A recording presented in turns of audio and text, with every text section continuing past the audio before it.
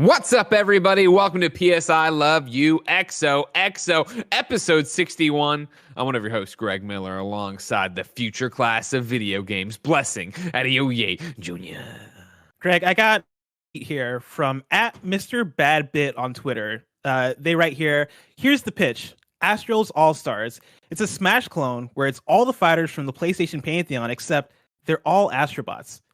All right. Now, Emmett Watkins Jr., friend of the show and just friend in general, quote tweeted that and hit us with the hit it with the reply of this. They should just make another Astrobot platformer, but do a Kirby thing where you get different mechanics based off of the characters he's dressed as. Game over, Greg. I'm going to make you the CEO of PlayStation for just a moment. Sure. It's about time. I think we've all been waiting long enough for me to take over. Sorry, Jim Ryan. Don't let the door hit you where the good Lord split you. What Rest do you got in peace, Herman Hulse. You guys are both out of the business. He died? No, I was going to keep Herman on as head of Worldwide Studios. No, you're taking both the roles now. No, they're gone. Is Shuhei okay? He's fine. No, Shuhei's good. Yeah, because he's doing the indie thing. Keep your cute little indies over there. Can't wait to see the next tragic puzzler about what it's like to be sad that your car got towed. You're hit with these two pitches. Which one are you going for? Shit, fuck. I got to pick between them? Yeah. You want me to read them again? No, Smash clone, where they're all Astrobots, but they're the characters. They're dressed as different characters. Either way, we're dealing with the characters. I totally. It's an Astrobot game. We're taking the things we loved about Playroom, the little side stories, little side things happening, right, and putting them into a bigger game. You know, I gotta say that piggybacking off the success of Astro's Playroom here on the PlayStation 5, right? That's not right. Is that right? Why do I think Astro's Playroom on the PlayStation? Yeah. That sounds wrong right now when I'm saying it because Astrobot's broken me for so long, and then before that doesn't matter. Anyways, piggybacking off the success of Astro's Playroom on PS5, I'm gonna go with the second option. I think PlayStation All Stars Battle Royale was a fine thing. I think that you don't see the PlayStation community out there clamoring for another shot at it. I know there's a diehard group of PlayStation All-Stars Battle Royale fans out there. I respect you. I love you. I'm glad you're here. I mean, hey, Emmett Watkins Jr. is one of them. You know, like he's the one who gave us the second idea for was. But he shot this one down, right? It's because he shot down the first idea. I saw him tweet about this, being like, "Nah, this ain't it." Like, I understand, yeah. And that's the thing. This ain't it. So let's not even bother worrying about that. Instead, yes, let's take what people loved about Astro's Playroom, these nods to PlayStation's history, all these callbacks to other games, and put it in here where you are getting a Uncharted level where you have to go through and you're doing the shooting, you're climbing the walls, you're swinging from vines, you're doing all that stuff. Let's give them a Resident Evil 2 level, right? Where it is you and Jill running around having to get past all these different things. Let's get. I like that idea. The Kirby influence to it. I don't know if it needs to be Kirby like we're sucking them in as much as Astro. Something goes wrong, lightning strikes the PlayStation. Astro's living in. All of a sudden, he's got to get out all these different levels themed around. It's like a Lego Dimensions, but it's Astrobot. I don't know how you put it all together, but for some reason, Astrobot's taking in all these different personas from the different PlayStation franchises, and so now Josh GG in the chat live right now nails it. Right, a Bloodborne style Astrobot level. Yeah. You kidding me? Yeah, where he's running around with a blunderbuss and a sword. Yeah, I'm all about it. Yeah, no, go ahead. I go for it. I was gonna say I really like Mr. Badbit's idea of Astro's All Stars, and I would take that. I think the difference here is that I think that sounds like a $15 to $20 game, whereas Emmett Watkins Jr.'s idea I could see being a $40 to $60 like full fledged experience of this is what the next Astrobot platformer is gonna be. Let alone the fact that, you're getting such a great way to introduce new levels to audience. So if it was you've never played Bloodborne, but you play through a level, and obviously it's a dumbed down Bloodborne level, and how you're incorporating all the aspects and the dodging and the blunderbusses to it, you get to include that here. You get to turn people onto these games they didn't give a second look to before. They heard were good, but they don't know anything about it. So that's a great idea. Congratulations, Emmett Watkins Jr. You're hired. Your first day on the job. We'll take the idea. He'll get a free T-shirt. You know what I mean? That's how we're gonna do. I'm just hiring people left and right. Not moral. That's how the new PlayStation runs. All right, don't worry. We'll give you what you want, but you're not getting a cut of the proceeds from it. You know what I mean? Criminal. Like, no. Yeah, exactly. I got a pension for Herman's family here. I got to pay for. All right. I don't think the new PlayStation is going to work out for that long if we're going to do that. You know what I mean? People love it. They love seeing their ideas just taken and used. And it's that whole thing is like we own the IP. What's he going to do with it? You know what I mean? That's a good point. Evan thinks he just because he said something, it means he owns it. He doesn't own anything. You know, and clearly we already started this when we had it in the original Astros Playroom. So don't make me sick my lawyers on you. All right. Well, damn. Emmy Watkins Jr., I apologize. You don't get the new job. PlayStation doesn't fuck around. All right, it's like the current Nintendo. It will shut you down. It doesn't care about your fandom. It will litigate you to hell. It doesn't matter. What's the slogan for the new PlayStation? Play or die. That's what happened to Herman apparently in this universe. I don't know. I eliminated Jim Ryan and we lost Herman. Shuhei's fine, but that's how it's got to be. But yeah, we don't touch Shuhei because Shuhei's awesome. Jim and Herman are awesome too, but. Wait, why did you say you were quick to kill Herman? Like, you guys were the ones who killed Herman, and we don't want to talk about how we took control. All right, we don't. Was it a coup? We went in, we just started blasting. Let's walk words away from this guy. All right. If you didn't know, ladies and gentlemen, this is PS I Love You XOXO. Each and every week, Blessing and I get to nerd out about all things PlayStation. For some reason, you like that, so you go to patreon.com/kindafunnygames, where of course you can write in with your own questions, comments, concerns, your squad up requests, your PlayStation trophy profile looky ads. I don't have a good name for that one, I guess. Profile and review, I guess. Of course, though, on patreon.com/kindafunnygames, you can get every episode of the show ad-free. You can get the show with the exclusive post show we do each and every week. And you could be watching live as we record it, just like Ray is, the Lou is, Madeline is. Of course, you can do all of that on patreon.com/kindafunnygames. But if you have no bucks to toss our way, it's no big deal. You can get each and every episode of the show for free with ads and no post show over on youtube.com/kindafunnygames, roosterteeth.com, and of course on podcast services around the globe. My Thor hammer was behind my water. Around the globe each and every Tuesday morning, 6 a.m., unless there's some kind of embargo. Housekeeping for you. It is a huge fucking week of content at Kinda Funny, and we'd like you to go enjoy all of it. Tuesday, the day this posts, you'll be getting a spoiler-free review of the Snyder Cut from me. Watching that tonight. Very excited. Of course, there will be an in-review for it. Part 1, because this is going to be so long, goes up on Thursday. Part 2 will go up on Monday of next week. All of that is on youtube.com/kindafunny. And, of course, the in-review and screencast podcast feeds.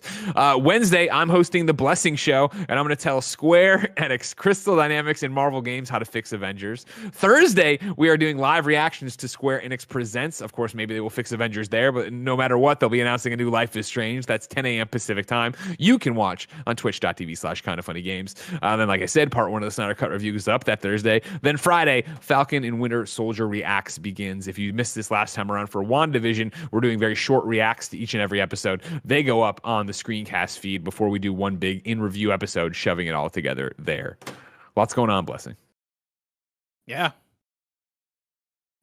Not a lot to say. Yeah. I'm not gonna lie. I was distracted because I realized that I'd forgotten to pick the PS I Love photo modes. Sure. And so as you're going through the rigmarole, I was like frantically going on Twitter and like choosing them and adding I understand. them in. Don't worry and about so it. I have no idea what the fuck you just asked me. It doesn't matter. You did great. The one thing I do want to do, though, is give you a chance to promote. As I said, I'm doing an episode of The Blessing Show this week, but last week you had a not real episode of The Blessing Show go up where you interviewed the creator of Manifold Garden. Yes, yeah. We did a bonus episode of the Blessing Show where for the puzzle episode, which we did a few weeks ago, right?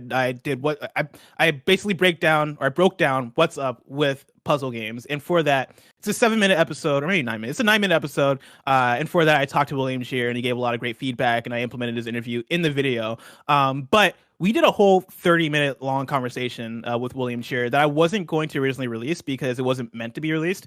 But the conversation was so good that we decided that it should be out there. People should be able to listen to it. And so it's not an official episode of The Blessing Show, but it is up there in the playlist as a bonus episode for anybody who wants to hear an intelligent ass puzzle game designer, how puzzle games are made. He breaks that down. He also breaks down the development of Manifold Garden and how that went. And it is a fascinating conversation that I implore anybody to go check out. And to sell you even more, like I helped with recording that interview, and I only heard, like, the way we had to do it, I could only hear and see William's side of it, and only hearing William's side of the interview, where I don't even know what questions he's being asked at the end of it. Like, I was telling Bless, and I was like, we should maybe put that up because that was great. Yeah, so it was a very good interview.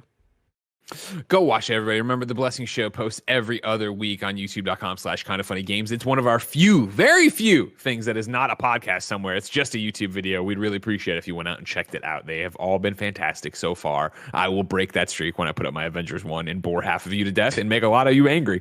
Be like our Patreon producers. at the Nanobiologist, aka Mick Abramson, Tyler Ross, Joy, aka Joseph O. Youssef, Trent Berry, Mizuki, Man Bear Paradox, Julian, the gluten-free gamer, Alex J. Sandoval, Sancho West Gaming, James Hastings, Elliot, and Casey Kern. Today we're brought to you by Purple Mattress and Upstart, but for now, let's start the show with topic of the show. Blessing, it's time to ask the question you've been too afraid to ask. I've seen you over there on the sidelines. You've been, deleting the emails before I can get to them. You're erasing it off the board. Is it time for PlayStation to be afraid of Xbox?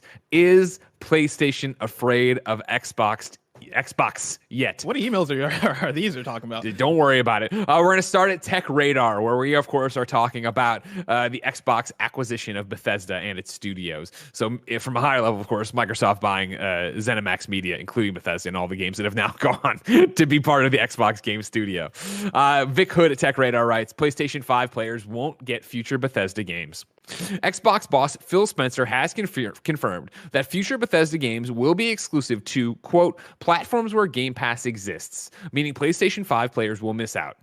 During the Bethesda Joins Xbox roundtable on March 11th, Spencer addressed speculation around whether the acquisition will see future titles, Bethesda titles, such as Starfield and The Elder Scrolls 6 becoming Xbox exclusive. And it's not good news for PlayStation 5 players. Quote, if you're an Xbox customer, the thing I want you to know is that this is about delivering great exclusive games for you that ship on platforms where Game Pass exists, Spencer explained. That's our goal. That's why we're doing this. That's the root of this partnership that we're building. Obviously, I can't sit. This is still Phil, by the way. Obviously, I can't sit here and say every Bethesda game is exclusive because we know that's not true. There are contractual obligations that we're going to see through, as we always do in every one of these instances. We have games that exist on other platforms, and we're going to go support those games on the platforms they're on. There are communities of players, and we love those communities, and we'll continue to invest in them. And even in the future, there might be things that have contractual things or legacy on different platforms that will go do, end quote. Blessing Adeoye Jr. This is the shot heard around the world. Of course, Phil says all this. Paris Lily from the Kinda Funny Xcast. All the Xbots lift him up on their shoulders, start dancing him around. They're like, he did it. He knew it was going to happen. It's like that meme of the coffin and the dancers are carrying the coffin. People know what I'm talking about. Yeah. Why is everybody dead today? Why is everybody in a coffin? Paris Lily is very alive and well, though, in this situation. He's sitting on top of the coffin as opposed to... I was thinking, you could have gone with that girl from the Why Not Both commercial and how she gets danced around after she says I guess both. That works that's a better one. She's alive in that one. I like the dancing coffin bearers. I think that makes a better visual. Okay, well, have it your way. Anyways, they all parade him around. He was right. Phil Spencer responds saying he was laughing. However, there's this undercurrent to it of like, okay, but is it still really, is it really not happening? Are we really not? Because Phil's thing here, right? And even in the future, there might be things that have contractual things or legacy on different platforms that we'll go do.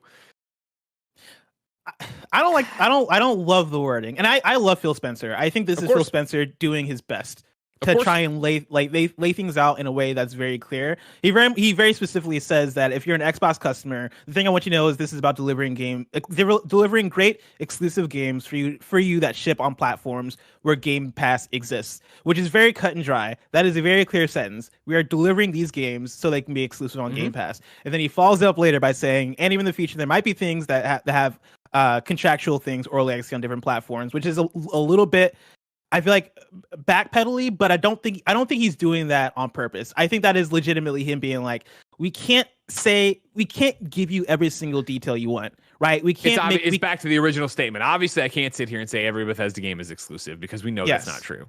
Like, he can't give us a list of every single Bethesda game and tell us the future of where they're going to exist, which I think has added a little bit of confusion in terms of, okay, what does legacy mean? Does that mean we're going to see Wolfenstein 3, or does that mean you're going to continue to support Fallout 76? You know what? Like, where is the line in terms of what you mean by legacy? Does that also mean we're going to see Elder Scrolls or what is your definition of legacy? Is what it comes down to. Yeah, and so I'm with you on this entire thing. I think reading into this, reading the way Phil responded, and also and I say this not knowing Phil like I know Blessing, knowing Phil like I know Phil as somebody who covers the industry and sees him back up what he says with actual actions. I do believe that outside, and especially when he's talking about contractual things, legacy thing, I do believe he's saying that Bethesda games will be exclusive going forward. However, what does that mean for an Indiana Jones? What does that mean with the agreement they have with Lucasfilm Games? Like, where does that kind of thing going to shake out? I would read into this that yes, your Starfield, your Elder Scrolls, your Fallout would be in this camp, unless there's a contractual thing that is, great, Starfield's already got a PlayStation first, whatever, a PlayStation exclusive thing. We've already signed a contract that's already locked in. Kind of thing. And I'm sure for Starfield, they've already that game's been in development. I'm sure they've already been working on a PlayStation version of that game, and so for them, it probably comes down to why not release it if they're at that point of it's too far gone. Yeah, exactly. And so, yeah, of course, you're talking about live service games being a different ball of wax. I think Fallout 76, all that's continued to support. But I want to bring into this before, because this isn't what I want to talk about. This, is it exclusive? Is it not? I'm saying that, yes, I believe that for the majority of it, it's going to be exclusive. And then once they're through whatever these contractual obligations, it would be. I don't think they're thinking legacy in the way of like, well, Fallout 3 was on PlayStation, so that's a legacy. No, that's not what they mean, I don't think. However, my friend and yours, Blessing Adeoye Jr., Danny Pena over at Gamertag Radio, tweeted over the weekend the IGN video that was Xbox Head raises more questions on Bethesda exclusives, IGN Daily Fix. That was the headline. Xbox Head raises more questions on Bethesda exclusives, IGN Daily Fix. Danny tweeted that video and said, Phil straight up said that Bethesda games are going to be exclusive for Xbox. Why media outlets are still questioning this? If it was PlayStation, Stadia, Nintendo, are you still going to ask the same question about their business move too? I found this interesting as somebody who was on Friday's episode of Games Daily with Alex O'Neill from Irrational Passions and then had Paris come in and do the victory lap. I asked the question same way of like, but what do we read into this contractual things, legacy thing? And I saw comments being like, oh my God, Greg's such a Sony pony. Oh my God, won't they just listen yet? And then back and forth and the argument continuing. I feel that the only reason this is still being asked about is because it's not specific enough. I've been doing this for 14 years, and I don't think Phil is this type of person. But how many times have we seen it's an exclusive? Well, it's a console exclusive. Well, it's a console launch exclusive. Like, you drill into somebody's E3 presentation, you find out what they were saying isn't exactly what they were saying. And I think we've seen that time and time again with people using very particular language to get around things. And I feel this is one of the few instances from this very specific setup that didn't backfire, but didn't go as far as if you had not Pete Hines talking to Phil about this for what the Bethesda thing did. I think if you would have had an IGN or whoever, a host or whatever, if you would have had Phil making the rounds at an E3, I think you would have had not a cross-examination by any stretch of the imagination, but wait, what do you mean by legacy? Like, do you mean like he's gonna be like, no, I don't mean like Skyrim was on something, so clearly Skyrim 2, which I know it's not called, but Skyrim 2 needs to be on PlayStation as well. I think all you needed was that. And so there's just enough air in this statement that I think everybody in the video game industry who covers games has been burned enough that they don't want to say, bam, there it is, Xbox Bethesda games going forward, or Bethesda games going forward are Xbox exclusive. Because then you look like a horse's ass when somebody screen caps that and puts in their YouTube video burning you down, when in fact Starfield is on PlayStation because of a contractual obligation we didn't know about right now. Yeah, and Danny mentions here, right, if it was PlayStation, Stadia, Nintendo, would you still be asking the same question about their business move? And I think Danny is right in that question. Like, I think if it was PlayStation that bought Bethesda, or if it was Nintendo that bought Bethesda, we wouldn't be asking the same questions. My retort would be that I think there is a strategy there for Microsoft if they wanted to go down this route. Like, I understand why Microsoft would go down either direction in terms of, we want to put this game on Game Pass and have it be exclusive to our platforms with Game Pass, or we want to continue to release stuff on other platforms case by case. Because I think if you're Microsoft and you have Bethesda and you put out Starfield on PlayStation, let's say in a few years down the line, you still one, have that game on Game Pass on your platform, and that uplifts Game Pass.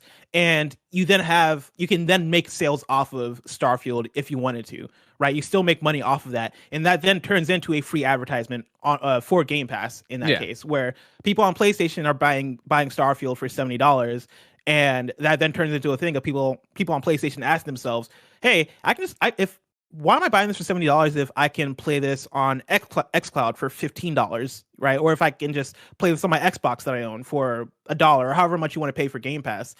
I think there is strategy there that kind of mixes things up in that analogy, right? And actually grants reasoning for why Xbox is kind of different from PlayStation and every other company in this regard.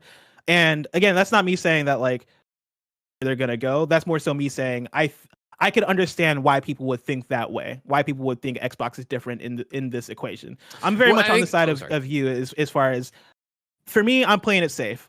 I'm assuming that we're not going to see Starfield on PlayStation. I'm assuming we're not going to see Fallout 5 or Elder Scrolls 6 or the big Bethesda titles, or even titles like Doom Eternal 2 or whatever the just assume Indiana Jones. I guess that's the thing, is I feel like in both sides of the conversation, where IGN and people like us are trying to protect it of like, well, maybe it'll come to PlayStation. I don't even think it's so much a hope thing as much as a cover your ass thing, or to stress the fact that we just don't know.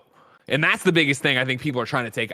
There is, of course, the rabid underbelly of internet commenters who are on one side or the other in the war and are doing this. I think when you get to an IGN, when you get to a podcast or whatever, you hear people talking, I think it's just so that it doesn't sound like this is airtight. That's what's going to happen about it. And to the question you bring up, pulling from Danny's quote here, or tweet from here. And by the way, Danny followed up his own tweet. He's like, by the way, I'm not putting IGN on blast. I have friends there, and I don't think it reads like he is at all. If it was PlayStation, Stadia, or Nintendo, would you ask the same questions? I think, yes, you would, but I also think all of those would be more clear about what it is. Like PlayStation buying a company and making them first party is something we've seen so many times with big studios, latest being Insomniac, right? And same thing for a Nintendo, for you to buy it up. I would never expect Nintendo bought this. Nintendo went off and they buy Bethesda. I wouldn't expect the Bethesda games to go other places, because I would think, okay, well, that's what Nintendo's doing now. That's how Nintendo operates with their things. Xbox is the difference, right? Of, hey, play anywhere, play on your PC, play on your Xbox. Hey, Game Pass, we want Game Pass on every screen, get it everywhere, do this thing. Hey, Ori, hey, Cuphead, hey, like there's examples of them breaking out and publishing stuff other ways. And of course there is on PlayStation as well now with something like The Show or what they've been doing on PC. But for Xbox, who's been so, up until this point, I would say, vocal that Game Pass is the future, then it gets into this weird thing of like, well, cool, look at Outriders, which we're going to talk about here, right? Today, as we're recording this, Outriders a couple hours ago was announced, guess what? Outriders is coming to Xbox Game Pass. And so right there, I would think, even though that's a deal with a third party, right? That there would have been a conversation before these quotes from Phil or whatever, and there was clearly of like, is that how they'll treat Bethesda? That you bring them in, and guess what? Yep, you can get these games on Xbox Game Pass for whatever the monthly deal is, if it's $15 or they're doing the $1 thing, but you can also buy it on your PlayStation for $70 if you want to. Mm-hmm. Yeah, no, I that's what I keep coming back to when it comes to this back and forth of, is this going to happen or is this not going to happen, right? And I think with this conversation we try to cover our asses a lot, because we know that there are going to be the comments automatically that are like, just give it up, but that's owned by Microsoft, right? And there's going to be the other comments that are like, oh, of course they're going to release on PlayStation, they're the biggest games, right?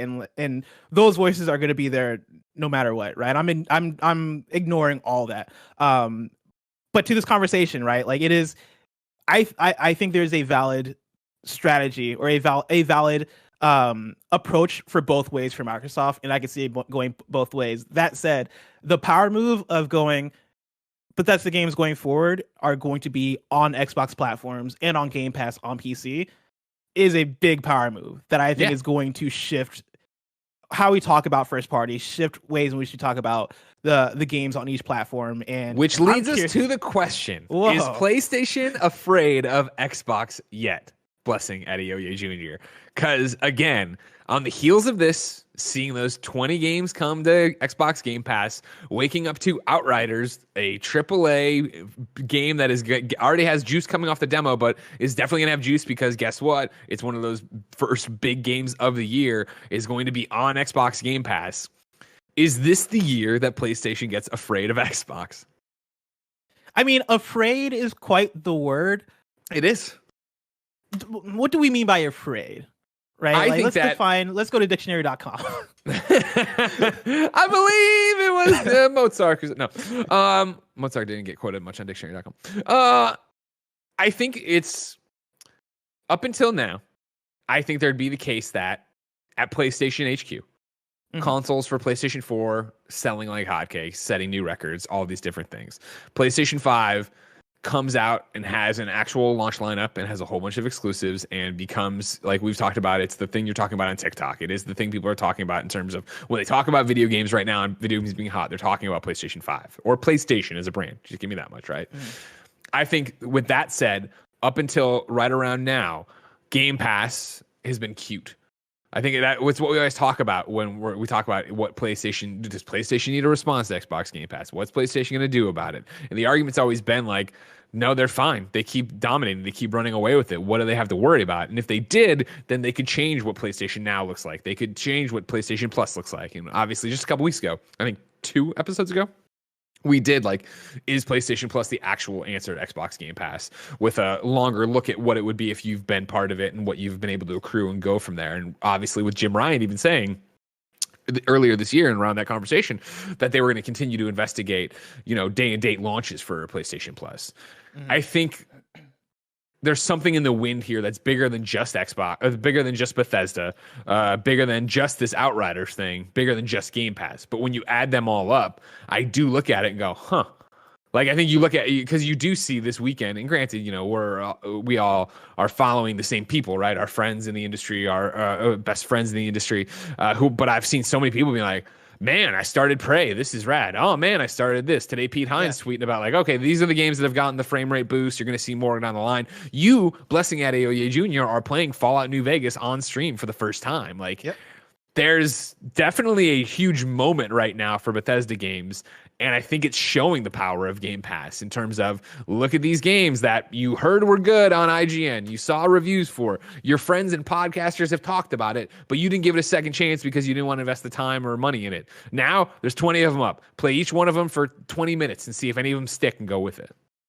Well, yeah, I think it's such an interesting question because I think Bethesda as a studio, they have such a strong legacy, but I think we forget about it a lot nowadays because I think the last few years of Bethesda games haven't been as strong as what we think of as the peak of Bethesda. I think of games like Skyrim and how big of a splash that was, Fallout 3 and how big of a splash that one, even Morrowind and Oblivion and stuff like that. And then when you go to their other studios, games like Doom and Wolfenstein and Dishonored, each have their individual big splashes. But in the recent years, we've gotten things like Fallout 76, and Wolfenstein Youngblood, right? And a couple of other games that just haven't necessarily lived up to the peak potential that we see in Bethesda. But Can I time out and say something before I forget it right here? Go for it. I think, and we can double back to this point. Don't forget where you're at. I think what you just said nails why this juncture or this joint venture for Bethesda joining Xbox matters so much. Is that I think Bethesda, when they were underdogs and you didn't know so much about it, their games over deliver on what you would have expected for it. And then when Bethesda started feeling itself, right, doing these E3 presentations, trying to go bigger and bigger, it was this thing of like, oof, well, you're not quite mainstream yet either. Like, Prey isn't a really great game, but like, it's not going everywhere. It's like Rage didn't do it for us as much as you probably thought it would. Right. And so I think when you take them and you put them into a stable of other developers and part of a bigger brand, then I think they're going to be a standout in a way they can't stand out on their own, if that makes sense. Yeah, and I definitely hear that. And I remember when this news first came out of the acquisition from Microsoft, back in the fall, we had the short conversation on Games Daily where we started off. We I asked the question. I was like, do you really think that PlayStation first party is still like the better staple between PlayStation and Microsoft? And I didn't argue too hard for Microsoft, mainly because I think at the end of the day it all comes down to preference between what do you actually want to play? Yeah, what games are you into and what studios are you into? That said, right, like when we think about the peak of what Bethesda can do as a stable, right? Like if we think about what Doom 2016 did to people in the games I just listed, right? Skyrim, Fallout, all that stuff, right? What that does for people at the peak, and combine that with the other studios that Microsoft has, and then combine that with Game Pass and all those games coming day and date to Game Pass. I can see Game Pass years down the line, not even that many years, right? Like a couple years down the line, being a thing that totally shifts how we think about the industry and think about buying games and approaching games, and really opening up that shift to, this is the Netflix of games, right? This is a new way to experience and buy games, especially now that games are $70 at the full price. And I think PlayStation is going to need to be reactive to that somehow. And I don't know if afraid is the word I'd use, but I think they are aware. I think they know. I think for the conversation we had last week about PS Plus and what does that mean in terms of a thing to compare to Game Pass, right? When we see games coming day and date to it, I think that is those are the opening steps for PlayStation in terms of we have to adjust in some ways. We have to figure out how to make our services more appealing to people so that we're not only building a great first party stable of games, but we are creating a bigger reason for people to continue to subscribe to PS Plus and continue to exist in our ecosystem and not want to go away. And I think that's going to be big. I think there is going to be a shift in PlayStation down the line when that becomes more of a ubiquitous thing, being Xbox. But is it now? That's what I'm saying. That's another part of I think we've been saying forever of like, oh, well, when it's time, they'll do something. When they actually need to do something, is the need now? Like, do you let them get even more entrenched with this? Do you let them get to where they're putting out the first round of these Bethesda games that are day and date and are exclusive, or do you try to nip it in the bud now? Brandon H writes into patreon.com/kindafunnygames and says, how does PlayStation respond to the Bethesda deal? Do they try and buy something or build out their PlayStation Plus / PlayStation Now offerings? Is the time now, Blessing?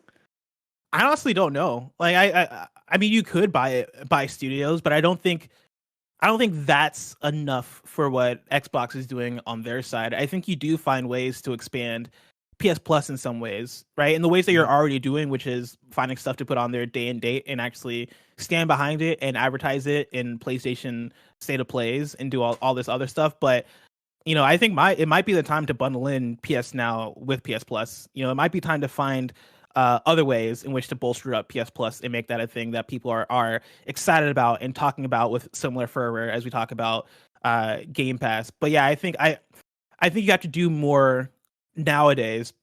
I think the industry is growing in a way where you have to do more than just have the great games. I think that was the defining thing of last gen. I think this gen is going to be more than just about that.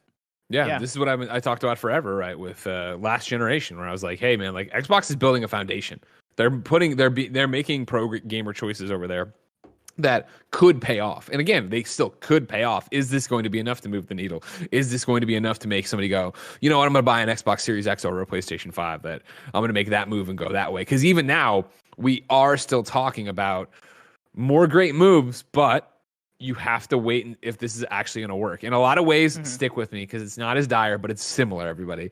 It's similar to when I was talking way back in the day now, before the launch of the PlayStation 5 and Series X. So early 2020, right, when GameStop stock was tanking and it was about to get delisted. And I made the throwaway comment of like, they're going to be back. You should buy it now, right? Like get in, and like if you lose some money, you lose some money, but you could make out well. And like who would know that Reddit would fuck with it after the launch of the PlayStation 5, after the Series X? But it was that thing of like, I said if GameStop can hang on to the Xbox Series X and the PlayStation 5, they're going to be all right for the short term. It's not the same, but it's a similar argument I would have here of like, again, Xbox has got this fucking stable, right? But when do you, as an Xbox fan, see that pay dividends for you? Because it is still that, all right, cool, well, we're getting Deathloop, PlayStation fans are. And, you know, Ghostwire Tokyo is still happening. So then we are talking about Starfield, but when is Starfield coming out? That's not a this year game, and I doubt it's a next year game. I guess that'd be the first time where I guess it could be a thing. Like, just going off of how big that game is, how ambitious that game's going to be, and now how they don't have to worry about ZeniMax Media making their shareholders happy. They can be at Xbox and push it indefinitely like they do with Halo Infinite, right? Until that game fucking sings. You get to a point of like, great. It's always a risk, a gamble to buy a console based on what you think is going to happen, right? I bought an N64 for a myriad of reasons, but one of them was, of course, man, I can't wait for Superman 64. That didn't pan out for me, right? And like, I bought an Xbox One for Scalebound. I was like, dude, I can't wait for the Scalebound game. This looks awesome. And I bought my Xbox One and played Rare Replay, and that was it. But now I'm playing New Vegas, but that's on my Series X. Sure. And I mean, that's the thing is, of course, like, talking about getting this pay dividends. It pays dividends right now with Game Pass and these frame rate updates and all these different things. But in terms of this real argument about what you're losing being a PlayStation fan over an Xbox fan, when are we seeing that and where does that go? And like, does it move the needle this year? Does it move the needle next year? Does it ever move the needle? Yeah. I mean, back to the original question, the reason why I'm hesitant to use the word afraid for where PlayStation's at in regards to Xbox is, I think if PlayStation continues business as usual, I don't think that spells trouble for PlayStation, right? I think that displays one company, Microsoft, doing things to shift and move and change with the times and change with the industry, right? But PlayStation, I think, will still have that same fan base. I don't think you see people pack it up and leave because Bethesda's on Xbox. I think you will see people maybe get both or find ways to play Bethesda games on Xbox, because Bethesda does mean so much to people as a publisher, and they do put out great games. But as PlayStation, I don't think that spells trouble. I think that then turns PlayStation into a company that becomes more and more similar to Nintendo in terms of we're just doing our own thing. We're doing what works for us, which is great games, great hardware, and again, great games. Like those two things, right? Great games and great hardware. And I think that works for PlayStation. I think people will still flock to PlayStation for that, which is why I'm hesitant to use the word afraid. But I do think that eventually, if what Microsoft is doing truly does pan out to be the future of how this shit is going to go, then you will see people ask for more for PlayStation. And I think that is where you see them try and bring in new reasons for PS Plus to be this thing that you get excited about. Mizuki writes in, of course, I all the time am updating the PS I Love You XOXO question form. Of course, you go to patreon.com/kindoffunnygames. You click on the participation hashtag and you get pulled to the links where you can go submit for all your favorite shows. I updated last night with, do you care? Like, is this, as a PlayStation fan, as somebody who's listening to this PlayStation podcast, does it matter to you that Xbox is taking Bethesda? Again, we're just going with the fact that 95% they will eventually be exclusive to them after all these contracts and things are done. Mizuki writes in and says, hey, Greg and Bless, absolutely. The Bethesda acquisition matters. I'm sure others will talk about missing Bethesda games, but I'm going to take the different angle. Competition. Historically, PlayStation is pushed to make its best games and hardware when there is healthy competition. Nintendo is doing their own thing at this point, so the competition is Xbox, and last gen was barely a competition. With the addition of Bethesda to the previously acquired studios, it shows that Xbox is dedicated to making fantastic games of all types. There will be many amazing single-player experiences on Xbox this generation. Let's face it, PlayStation is doing the early PS3 thing of being very corporate. My hope is that because Xbox is creating a more competitive space, PlayStation has to be more pro-consumer, invest in indies and smaller titles, as well as continue to elevate their big first-party games. We've got improvements from PS3 to PS4, as well as the amazing titles of PS4 because of the competition that Xbox brought in the 360 era. My hope is we get a similar jump this gen or next gen. Blessing, I do think that's one of the big parts about it, right? For as much as we talk about the Nintendo Switch, of course, or in Nintendo going, see, we're going this way. We're going our own direction. We're building this thing. We're not worried about trying to compete with the big guys. We're not trying to compete with people porting their games over to us. That's not what we're doing.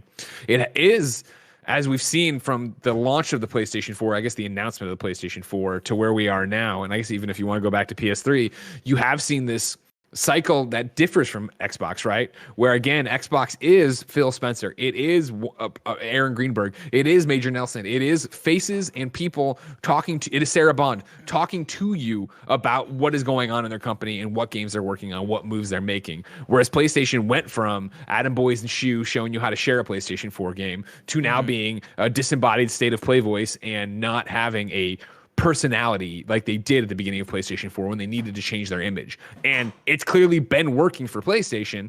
Will it continue to work throughout this generation, or will eventually this, more boots on the ground Xbox approach win out? Yeah, I think there are a lot of pros and cons when it comes to what's happening here, right? Like when with Microsoft buying Bethesda, I think media consolidation can be kind of a scary thing on the business side. Sure. When you look at the big picture of what's going to happen when this continues more and more, and then all of a sudden we're left with 3 big publishers and that's about it. I think there are some scary aspects to that. I've seen Imran tweet about that, and I think there are some really good points there. But yeah, competition is one of the pros. Competition is one of those things that I'm very excited about, because this does mean that PlayStation has to react to this. As much as for me as a PlayStation fan, seeing Bethesda being bought up by Microsoft made me go, well, damn, looks like I have to play this on Xbox, or it looks like I'm going to have to play so many games that I personally love on PC, right? And that would even be a worse thing if I only had one console, but I'm in a blessed situation where I get to have an Xbox and a PlayStation. Like, competition breeds excellence, and so whatever PlayStation's reaction is to this Bethesda that is going to build PlayStation up as a first party and build PlayStation up to have to be able to compete with that, which I think is exciting. But then again, for another pro, that also means that Bethesda games are, fingers crossed, going to have more TLC to them, because they're going to have the security of being umbrella. They're going to have the security of being able to focus on just the games. They're going to have the security of maybe not having to meet a certain deadline because they had to appeal to shareholders or whoever. They get to have Xbox as a blanket to kind of cuddle under and do their thing, which is nice. And so, like, to that, there's a lot of pros and cons. But yeah, no, Mizuki points out a really good one with competition. Let's get some other people involved here, right? Nathan Choquette wrote in patreon.com/kindoffunnygames, just like you can. It says, I don't care about the whole console war stuff, but I care about the franchises under the umbrella of Bethesda. If they were to completely go exclusive with new games in the future that aren't tied to any existing contracts, I'd be quite bummed to not be able to get trophies for any of these games. Adding new games to my overall trophy list is a great way for me to see my own history with games across generations, and the idea of being affected by this new deal is frustrating, even if I understand the business decisions behind it. The flip side of that is Marty, who writes in and says, honestly, not too much in terms of if he cares. It will suck not to be able to play another Doom or Wolfenstein on PlayStation, but I've never been a huge fan of Bethesda games. Which again goes... Like, I know plenty of people exist under that umbrella of, like, we don't care about Bethesda games. That always blows my mind because I love Bethesda games. Yeah. Greg, you talk a lot about how into Ubisoft games that you tend to be. Sure. Right. And like I tend to be on the other side of, like, Ubisoft games for the most part tend not to do it for me. With some exceptions, right? I love Rainbow Six. I really like the Trials games, and there are Ubisoft games here or there that I find myself getting into, but hearing that something is a Ubisoft game doesn't necessarily ignite me with excitement, as opposed to the other side, where I think I do have that for Bethesda, where I hear about the new Bethesda game studio game, and I'm like, fuck, I can't wait to check out Starfield, can't wait to check out Fallout, whatever it may be, or I can't wait to check out the next Doom or the next Wolfenstein, or maybe not Tango GameWorks games as much, but I know they have their fans there. It always surprises me when I read online or see somebody be like, yeah, I'm not into Bethesda games, because I'm like, really? Their games are awesome. Like, if you like first-person campaigns, they're killing it in that regard. Yeah, and I think that's, again, to my point from earlier of, like, being a really big small publisher, or then being a big publisher, or trying to make it in a big publisher world and not being able to, trying to find that balance of where you are. I feel like this is where it comes back to, where the Bethesda news is such a big deal to a certain group of people, and then other people just don't care about those games. And I think that that benefits Bethesda with this Xbox deal of being in front of more eyes and being in front of more people and being more easily accessible. Because how many people have heard people say exactly what you're saying of, man, Fallout, man, Skyrim, man, and Prey, like going down the list, Wolfenstein, Dishonored, but have never been enough to push them over to actually spend the money on it. Whereas if it's on Game Pass, it's on the Netflix, it's right there. You can pick it up, you can go, and you can find out if in fact you are a fan of one of those games, right? This is what I was talking about the other day of like, I love that Bethesda's weird and does so much stuff, but so much weird stuff, but it's like, so many of their franchises don't speak to me. Whereas like Doom didn't do it for me. Dishonored didn't do it for me. Obviously I love Fallout, but I still think Fallout's not as good as it once was. Like there's all these different moving parts to it of like, I'm not the Bethesda gamer as much as I'm the I'm the Fallout gamer or whatever. And even then, I'm not like saying it's my favorite franchise of all time. I think this is going to be huge for them in terms of getting more people through the door to taste and see what this actually is and find out if they are or not a fan. Because I think more people than not are going to be fans. They just don't know it yet. Mm. And on the Xbox side, I think you are going to have quite a few people that are specifically fans because they're on the Xbox side of things, because Bethesda does have a history on Xbox. When you think about like, I forget if Morrowind was on console, but when you think about like Oblivion and stuff like that, right? Like I think there's a heritage there with Xbox. In fact, I think I am thinking of Morrowind because I think Morrowind was on the original Xbox. But they have a legacy there, and so I think them having a home on Xbox makes a bit of sense from that standpoint. But I want to ask you, Greg, like, do you care? Oh, of course not. But I mean, this is one of those things of, no, I don't care. But then there are so many, bullet point detractions from that statement, right? Of like, no, I don't care, but I'm 37 years old and video games are my life. So of course, I mean, I have everything, even if I don't use it. No, I don't care. I review games, so I get most of my games through codes and stuff. Like, if I was on the outside and still, working at the paper and coming home and playing, I don't even know what console I have. I'd assume I'd have a PlayStation. I would be not even bummed. I don't think I still want to be bummed though, because it is that thing of like, where am I going to be by the time this actually matters? Like, I think that's the biggest part of it right now. Is I understand it could be is upsetting to PlayStation fans, but I also understand like, there's so much time until this kicks in. You don't know where the generations are going to be, what consoles are going to be, where Game Pass is going to be. Again, like I think Game Pass is a spectacular deal.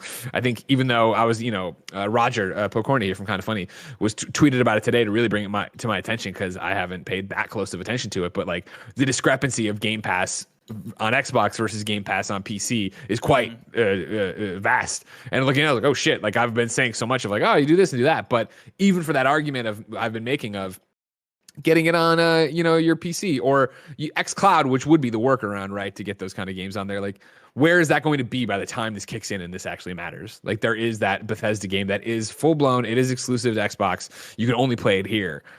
Is that going to be Starfield? Like, I saw we've been going live and stuff. Like obviously everybody's reacting and talking to it. And John BX32 is like, when I was like, I think Starfield's next year, best case scenario, right? Maybe even beyond that. He's like, no way, it's this year. And he goes, well, maybe it's next year. And it's like, well, if it was this year, then yeah, we are talking about a different ball of wax in terms of what the contracts are. Because if it is close, then there's definitely a PlayStation contract, and you definitely are going to get that on PlayStation because it's come that far. Coming this year?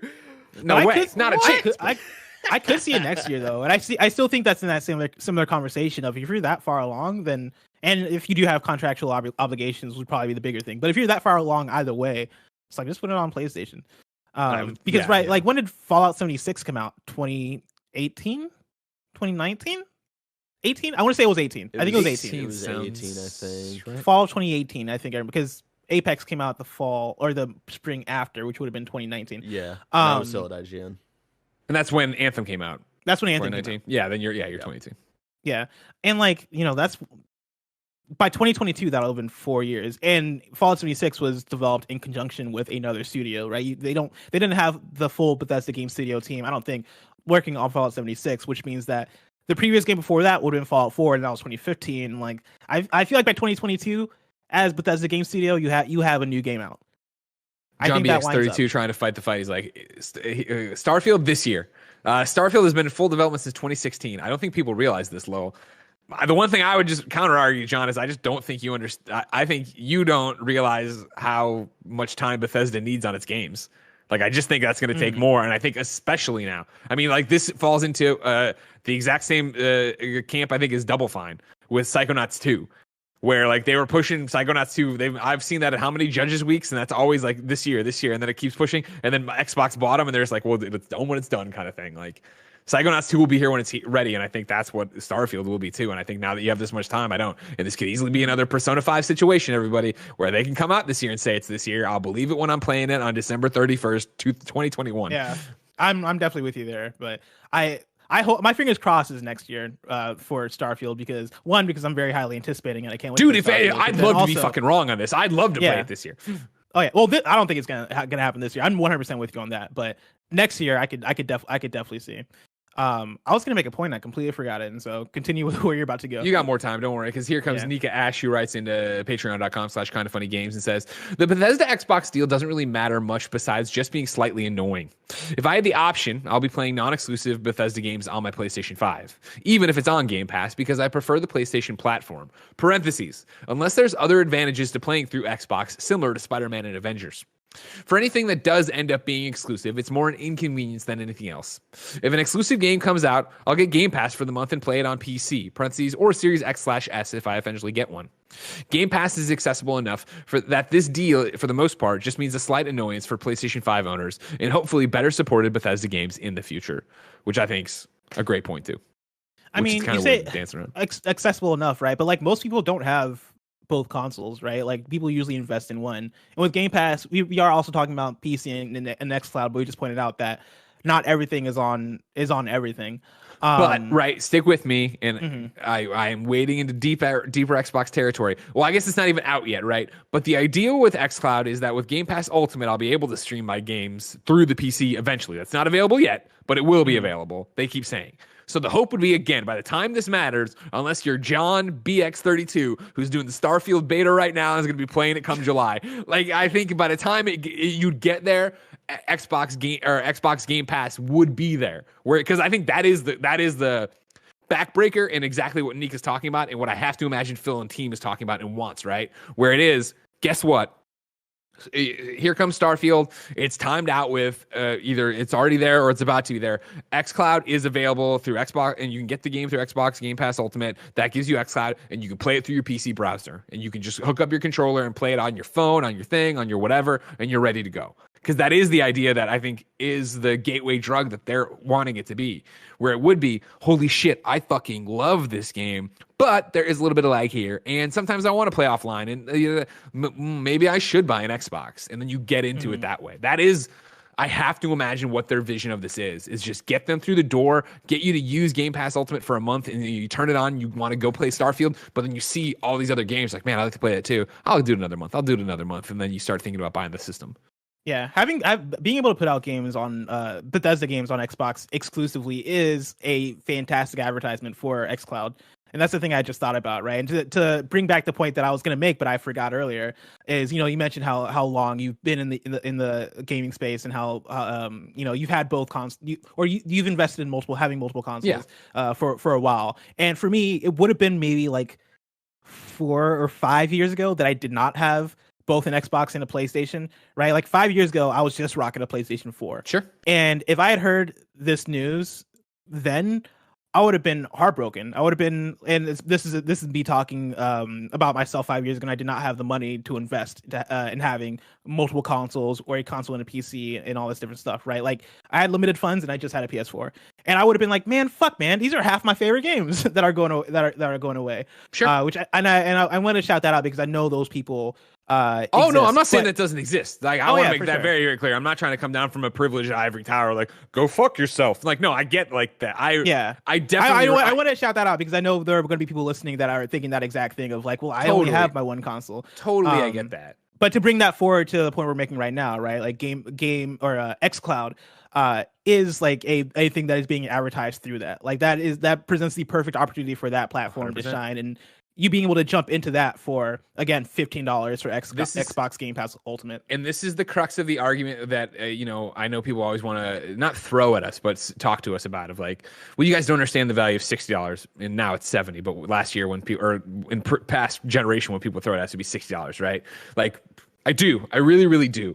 And so, yeah, I've been exactly what you're talking about, Bless, where I made my choice. I was a Genesis kid, and then I got I had a Saturn. That was a mistake. And then I got an N64, and then when I wanted the PlayStation, I sold the N64 and got the PlayStation. Like, I know that life, so I understand being in that thing. But in that same breath, if it really is all comes down to the bucks for you, you got to ask yourself again in 2 years, whenever this becomes a bigger issue. Again, if you're John BX32 tomorrow, if you can stream these games on your phone, on your tablet, on your shitty PC because you're just streaming, then what's the value of $15 to you in a different ecosystem and where you go through that? And again, before I let any of this go, everybody, I do want to say right now, John BX32 doing some straight up revisionist history shit in the chat. FYI, this is what I said, haha, quote, Starfield has been in development since 2016. If it's not this year, it's next year, end quote. John BX32, I want to know what a good host I am, that I can fucking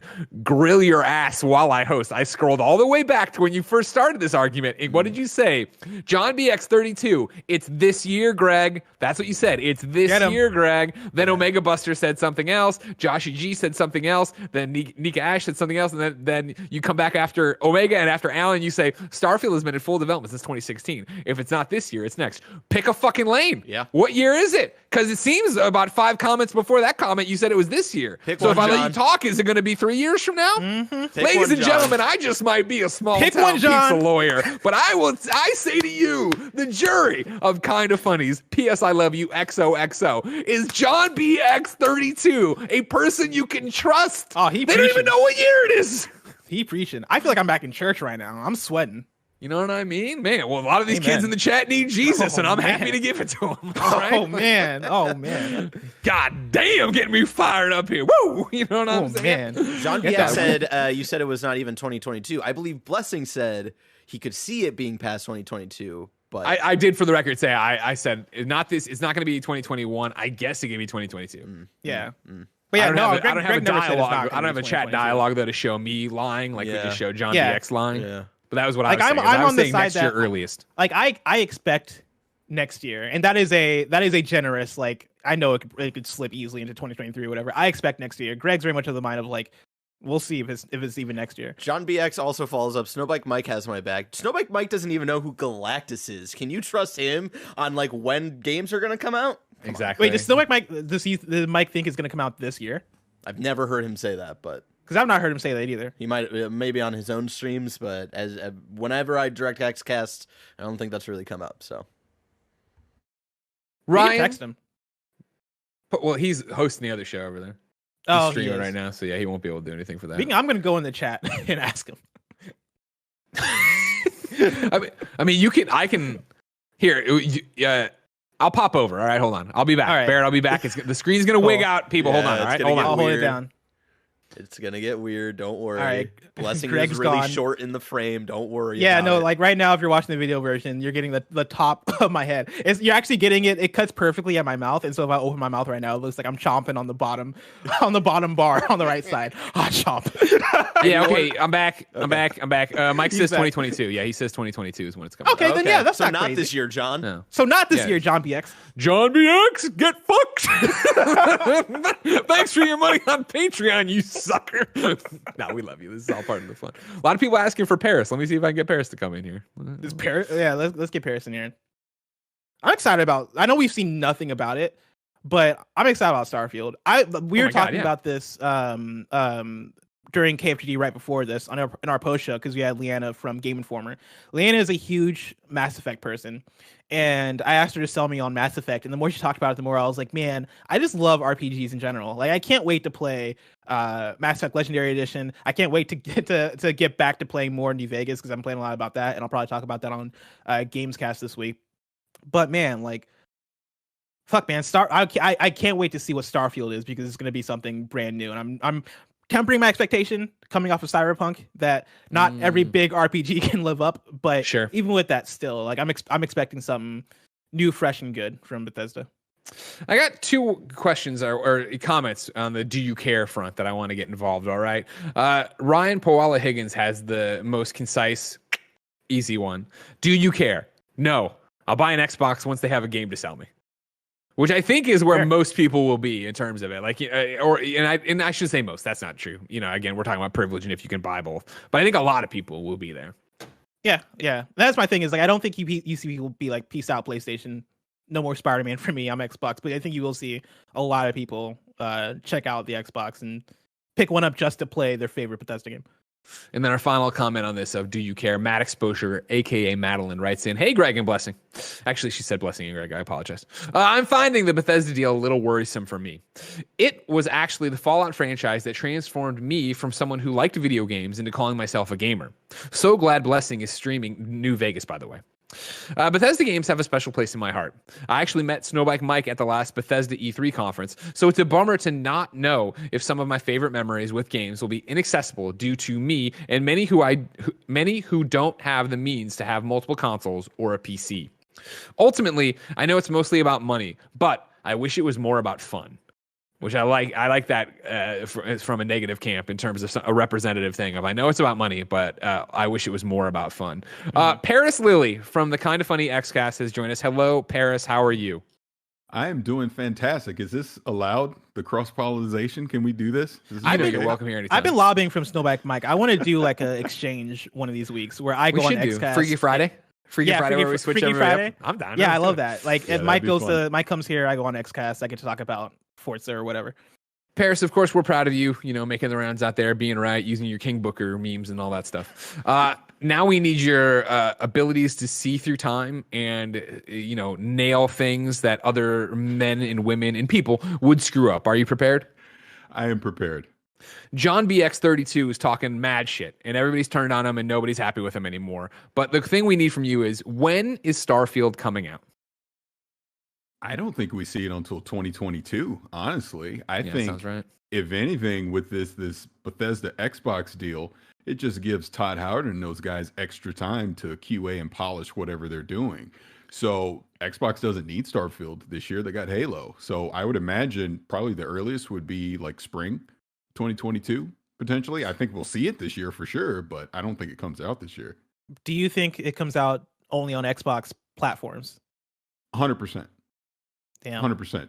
There's pretty much no way, unless there's a secret contract we don't know about. That's what we've kicked around, right? Because we've talked about this. Obviously, this has been basically the PlayStation Crisis Center talking people on it or whatever. Just like, hey, like it's probably right that they're all gone, they're all exclusives, but Starfield, if it's that close, this is where the conversation came from originally, and where John BX32 started saying it's coming out tomorrow.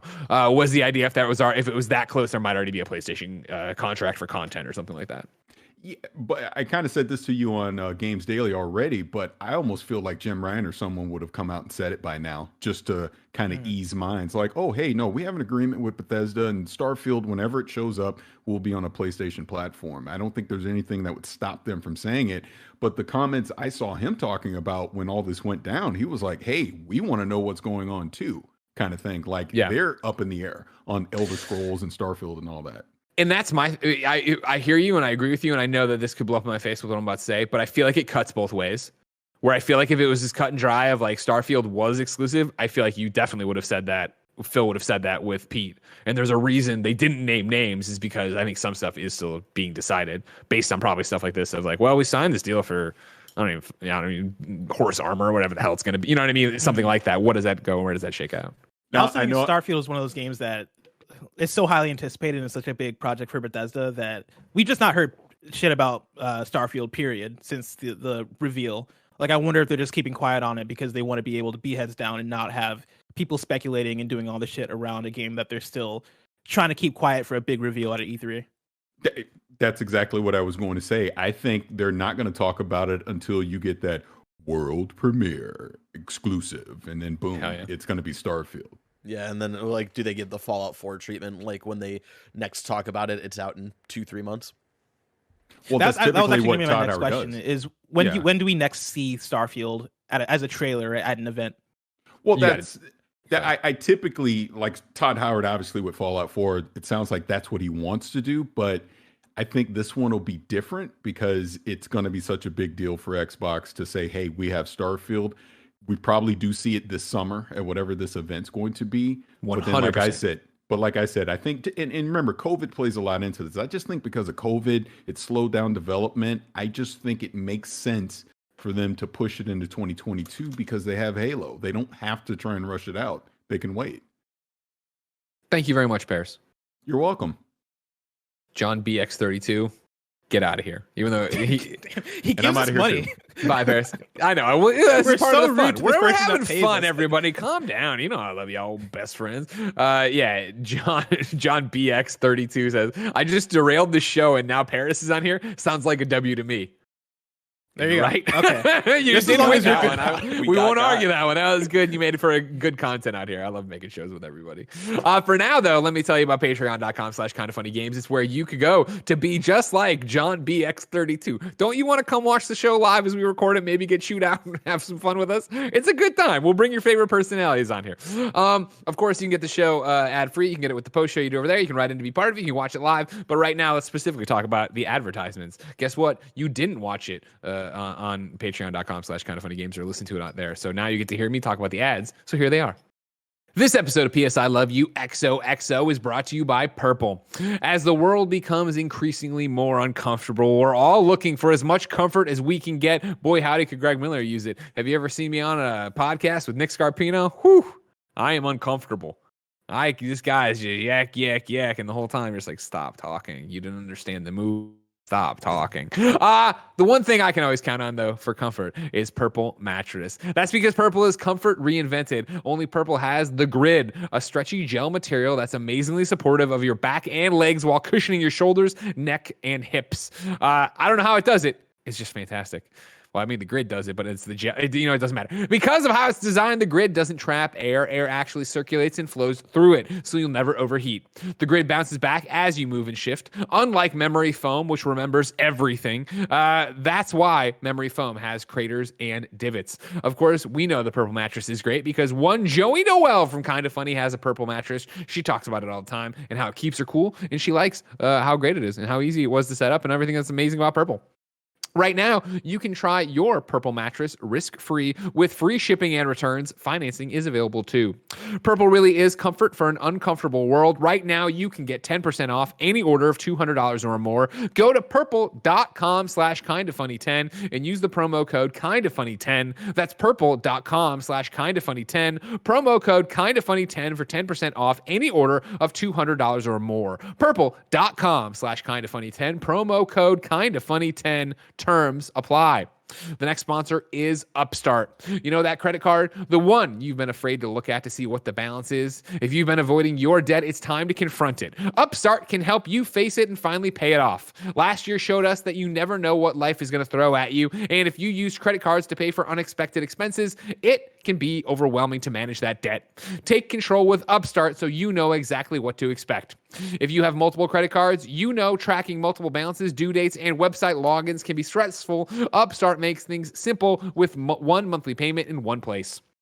Upstart is the fast and easy way to get personal loan and pay off your debt all online. Whether it's paying off credit cards, consolidating high interest debt, or funding personal expenses, over 500,000 people have used Upstart to get a simple, fixed monthly payment.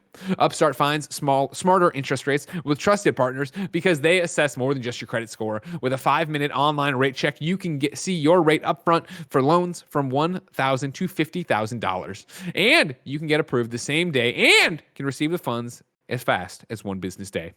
Find out right now if Upstart can lower your monthly payments today when you use upstart.com/kindafunny. That's upstart.com/kindafunny. Don't forget to use the URL to let them know we sent you. Loan amounts will be determined based on your credit, income, and certain other information provided in your loan application. Go to upstart.com/kindafunny. Blessing? Mm-hmm. I want PlayStation updates. Okay. But I also want to pee. You know Okay. what I mean? And it's that thing, do I hold it or do I go? No, man. What do I do? No, just All right, go, man. I'll take care of it. I'll hold down the fort. All right, I'll leave it up to you if Barrett this got is in the real show or if this is the Patreon thing. You Now, talk to here's the- Barrett. I mean, this I should be can in the go po- through- This I should can- be in the real show. I'm just saying. I can Okay, do good, the okay. first PlayStation update, and then once you get here, we can actually talk Sure. about Oh, I mean, it. I know about it too. All right, cool. I understand. I'll be right back. Okay, cool. So let's get started with PlayStation updates. I'm going to start with this first one, which is asking the question, what do we want from The Last of Us factions? The reason I asked this question is because last week a story went up on GameSpot. This is from Eddie. Eddie writes a GameSpot article titled "Naughty Dog is hiring an economy designer for a multiplayer game with live service elements." Let me go through this story real quick. The job ad states that the successful candidate will help Naughty Dog, quote, create avenues for self-expression for our players, ensure robust longevity to our games, and give our players great rewards to strive for, end quote. This all sounds like Naughty Dog is working on a new multiplayer game with cosmetics that players can unlock to personalize their characters. A desirable candidate would have experience developing in-game economies for console or PC multiplayer games and a knowledge about player psychology. The successful candidate will be responsible for designing, implementing, and tuning the in-game economy and player progression systems. I write here as a note, could this be pointing to a battle pass? Now, of course, y'all know me. If you've been listening to PSLW XOXO, if you've been listening to Kind of Funny Games Daily for the last year, y'all know how much I love me some Last of Us factions. I played the hell out of Last of Us factions on the PS3 and on the PS4 when Last of Us Remastered came out. And I've been dying for some Last of Us factions, all right? And Greg Miller is here. He just sat down and he's ready to talk about Did I nail it? Did I get it back at the right time? Dude, you did it with perfect timing. Thank you. You did it with perfect timing. I did. So I'm ready to as soon as I cleared the doorway, I started peeing. And then it was just, it was Wait, which doorway, Greg? Please tell me it was the bathroom doorway. I've been over to your place before, and I've seen your bathroom. That toilet is far away from the doorway. It's like on the other side. The arc, you know what I mean? You're fine. You're there. You're fine. It's an impressive arc, Greg. When are we getting this gosh darn factions? What is going on with it? You know, Bless? I hope we get it. I mean, they're hiring an economy person, which I think points to it being maybe like a year away. I'm not a developer, so I don't know. I don't know how this shit pans out. But if you're hiring somebody for economy, that sounds like it is. Yeah, and they're still trying to like work out systems of like how to get continually paid for whatever things like you want to buy, whether cosmetics and stuff. So I feel like that's still probably feels early. Honestly, see, that feels late to me. I feel like if you're at the point of economy, that means that you probably have your gameplay systems and like items, all that shit worked out, and now you're trying to figure out this is what the icing you start putting on the cake, right? These are the finishing touches. And I think also it's important in this conversation of how far out it is to acknowledge, of course, this isn't their first rodeo, right? Like Uncharted multiplayer had hats and skins and stuff for you to buy and all that jazz.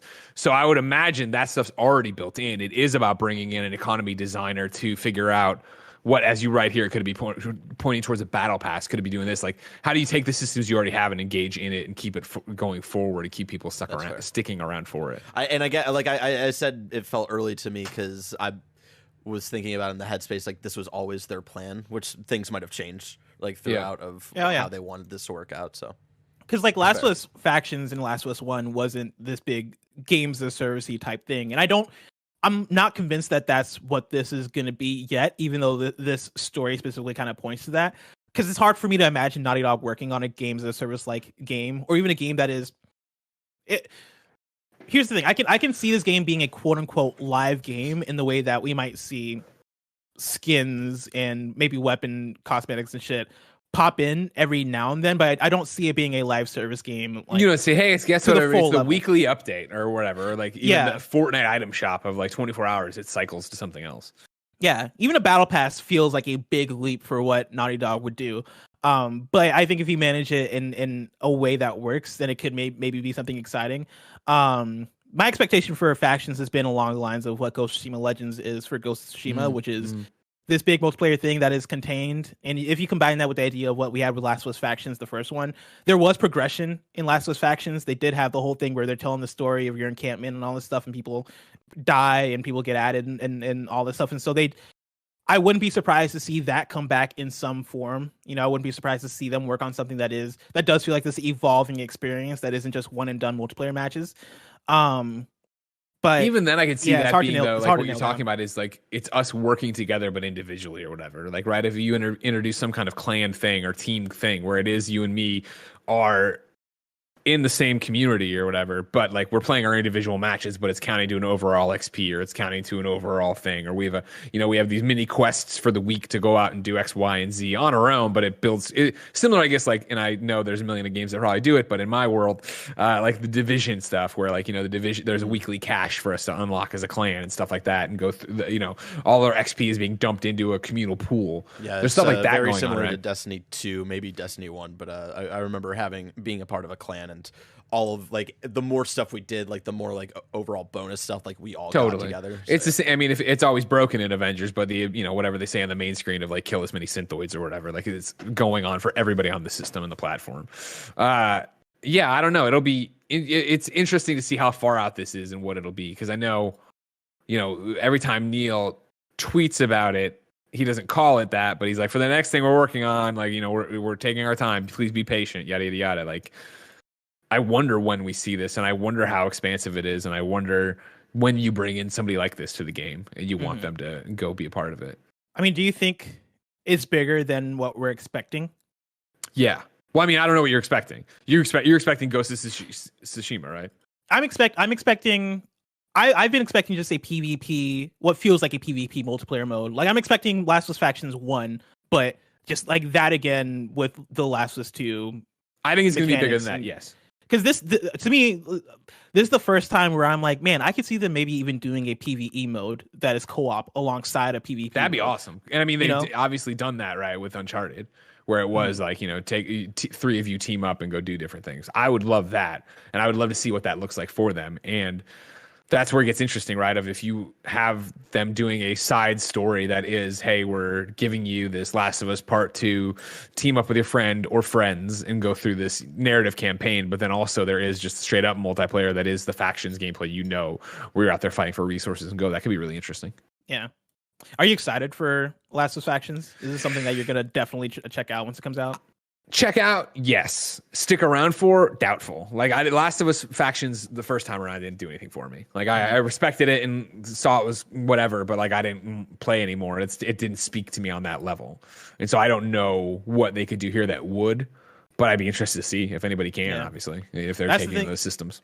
I honestly think that's like the main reason why I'm theorizing about a PvE mode, right? And it comes down to the thing of how do they sell it to a wider audience of people. And for me, I think the thing is you either do a Last of Us Part 2 remastered that includes factions and make that the thing, or you bundle it, or you turn it into its own thing that has PvE and PvP. That way, a broader amount of people come in and get interested in it.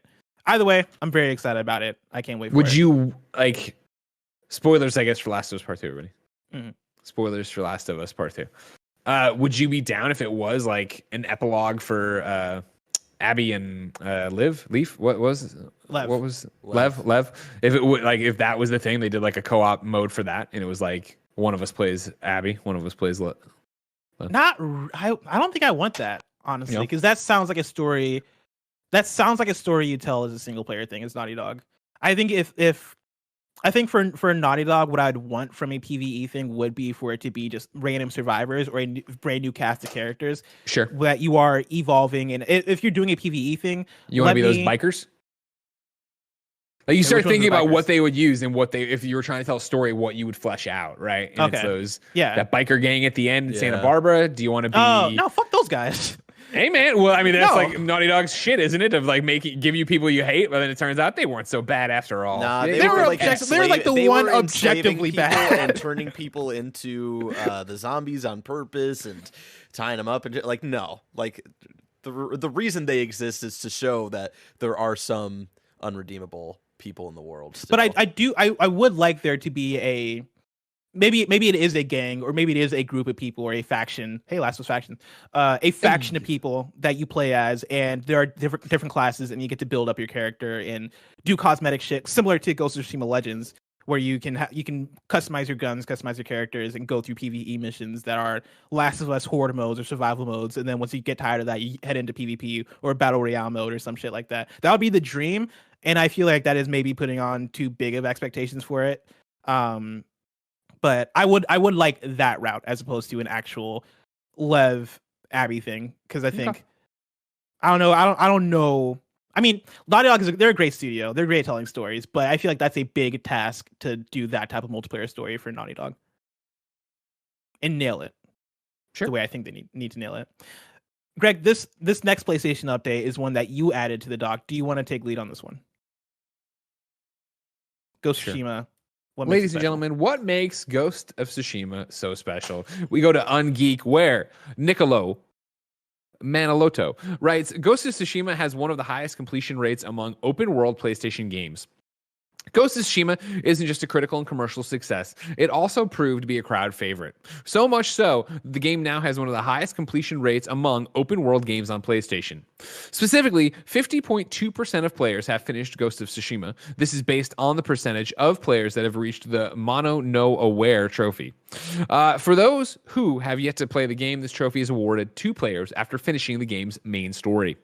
What makes this completion rate impressive is that usually only 30 to 40% of players finish the main storyline in open world games, likely because of the sheer scale of these kinds of titles.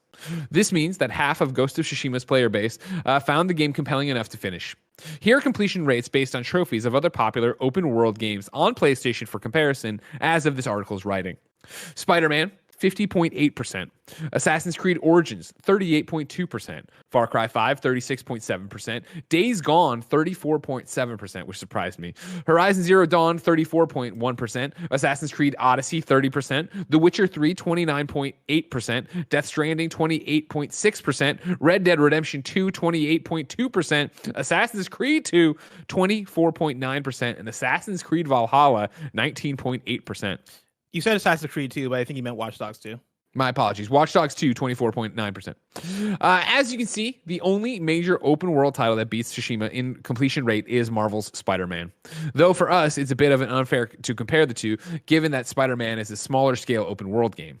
Well, Spider-Man takes around 25 to 30 hours to complete everything. You'll need to double that amount of time for the completionist run into Tsushima. While Ghost of Tsushima's completion rate isn't the highest among PlayStation games, that distinction likely goes to Last of Us Part 2, it's still on the level of God of War and Spider-Man, both of which have 50% completion rates as well. This is impressive, not only because it's an open world game, but also because it's a brand new IP. Blessing, what makes Ghost so special that it could come in here, be like Spider-Man, be above Assassin's Creed, Far Cry, Days Gone, etc.? I mean, 50 is a huge completion rate. I wouldn't have expected that out of an open world game in general. But what makes it special, I think it's the fact that it's just a very easy game to get into. Like it is, the way in which we talk about Ghost of Tsushima all the time, right?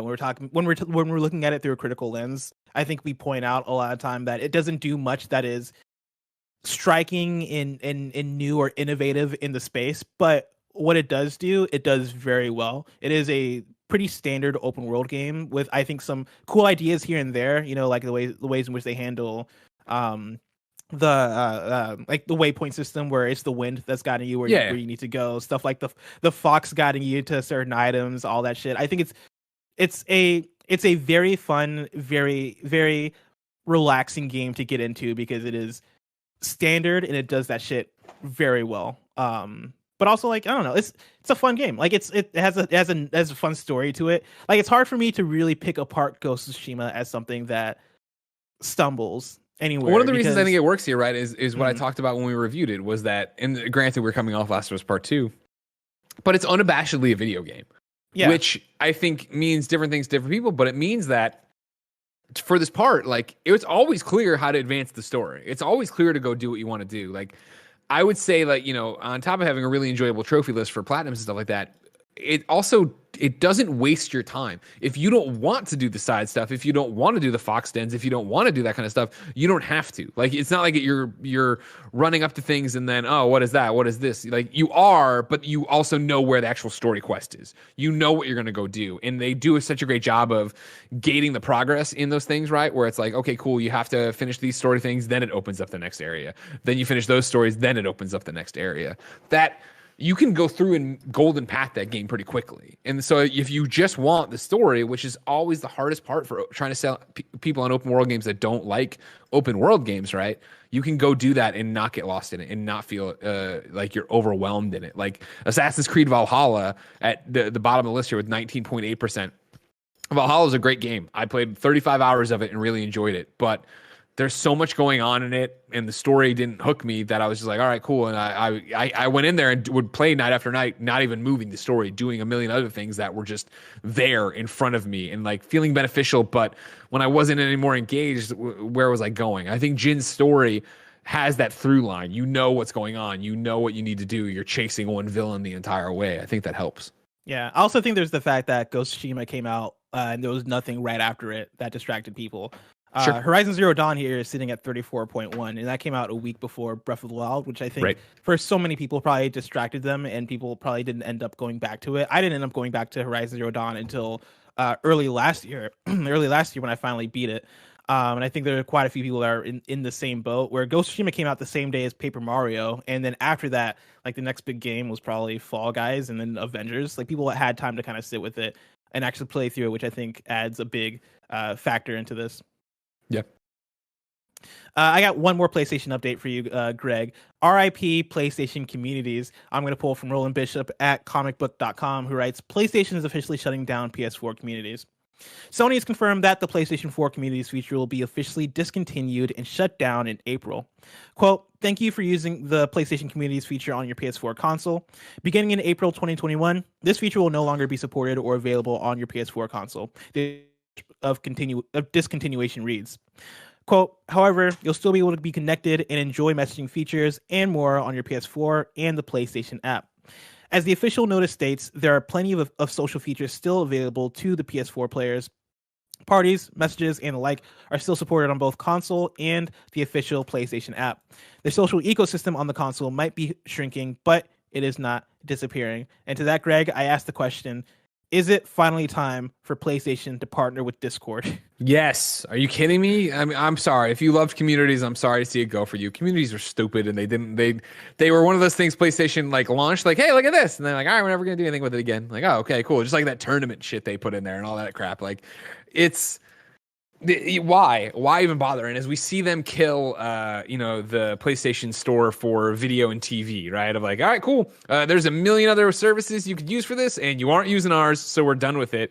Yeah, for sure you should partner with Discord, especially as we sit here and talk about like, all right, cool, are you afraid of Xbox yet? And how do you compete with them on a services level? If you could get in there and make Discord your official partner and have it be, guess what, it's here, it's implemented, this is how it's going, join the PlayStation Discord, join this thing that we have officially set up, blah, blah, blah, blah. Like, go for it and have people there, because they're already there. And if you could be the bridge that brings them to that, for sure do that in a way that, like, communities and tournaments are all, okay, these are interesting ideas that got launched and never went anywhere. And frankly, I'm glad they're being pruned away, because they just don't need to be there. If you can simplify your offerings and give it to people in a very, like, one of my favorite things about the PlayStation 5, right, is it's games or it's media. And you just tabbing between those two things of like, hey, this is what this machine does. And so if you wanted to add community there and it is just Discord and that's how it is, and you don't have a Discord, great. Your PlayStation Network names your Discord now and bring it in that way. Hell yeah. Go ahead and do that.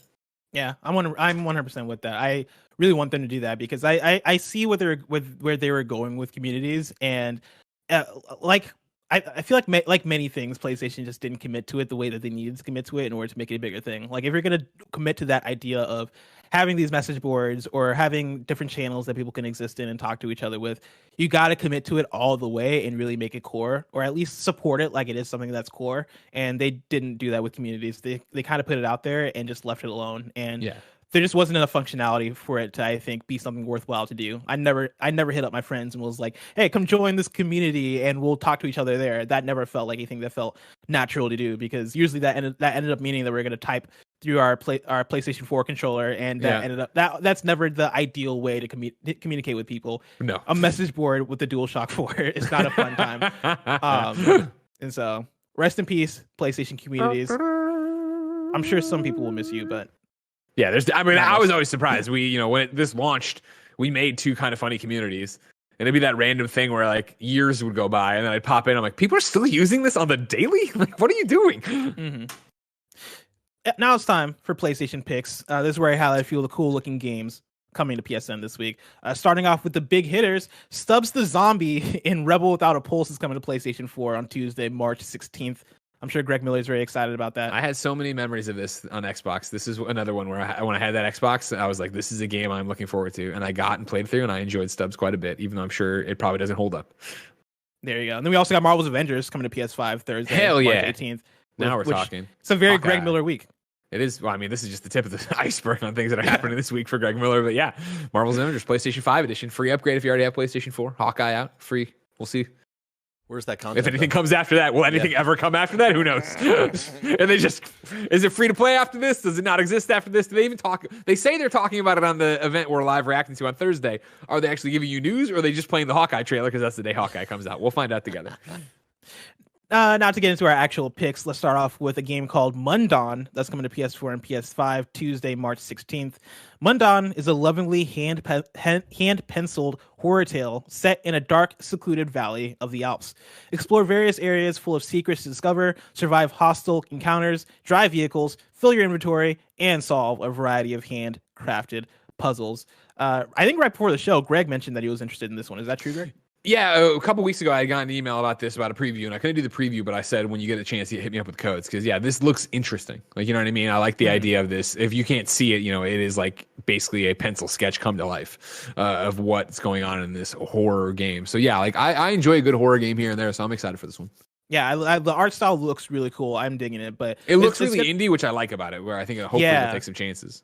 Yeah, that's a goat head just drinking something. Come on now. What don't you like about that? Game looks scary. We also got Root Film coming to PS4 Friday, March 19th. Root Film is a thrilling adventure game with visual novel elements. Follow Rentaro Yagumo as he is selected to be the director for the rebooted Shimane mystery drama project, a TV series which was canceled for an unknown reason 10 years ago. This is one that, as I was going through the games coming to PlayStation this week, this trailer caught my eye because it's very stylish. This is very much a visual novel as visual novel, but with a really cool art style that takes film and really turns that into the overarching theme that pulls everything together. That's cool. So if that's your jam, check that out. Again, like art style looks really cool. So there you go, visual novel. And then lastly, there's a game called Can't Drive This. This is coming to PS4 and PS5 on Friday, March 19th. Can't Drive This is a competitive co-op. It's a thing they mention here in the description. Multiplayer party racing game.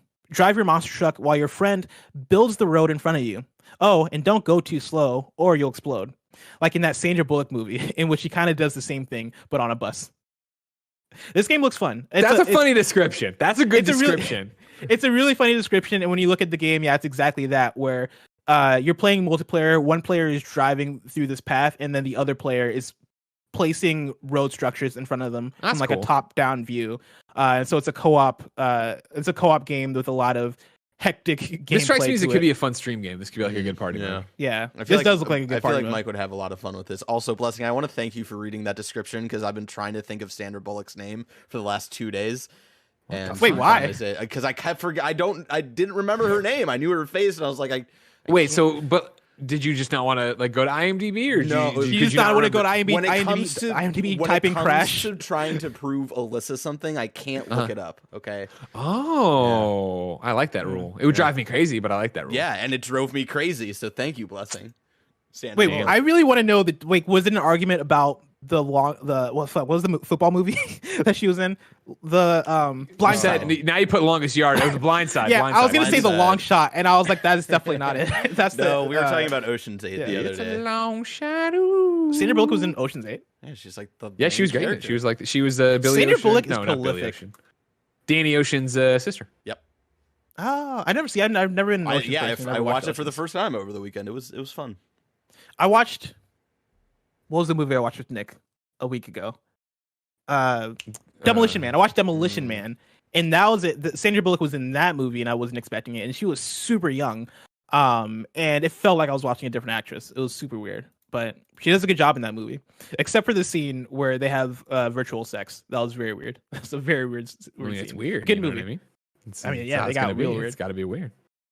Bless, it's time for What You Playing. I will begin. Barrett, I sent you a trailer for Big Daddy. Don't worry. Woo, woo, woo. Whoa. Sent it for Signs of the Sojourner. Am I saying that right, you think, Bless? Sojourner? Yeah. Say that right? All right, cool. This is one we have been I think we talked about a couple weeks ago, right? In terms of it popped up on our radar with a thing here, and it's this card matching game. I'm going to read you the description because it's weird. All right, this is coming out on PlayStation 4 March 17th. That is this week, of course. The debut title from developer Echodog Games, Signs of the Sojourner, was released last year on Windows and Mac OS. Praised for its heartfelt story and card-based conversations, Signs of the Sojourner featured on Game of the Year lists from various sites and channels. The idea here, blessing, right? Signs of the Sojourner is a narrative card game about connecting with people. Your deck is your character, reflecting your experiences and shaping your relationships.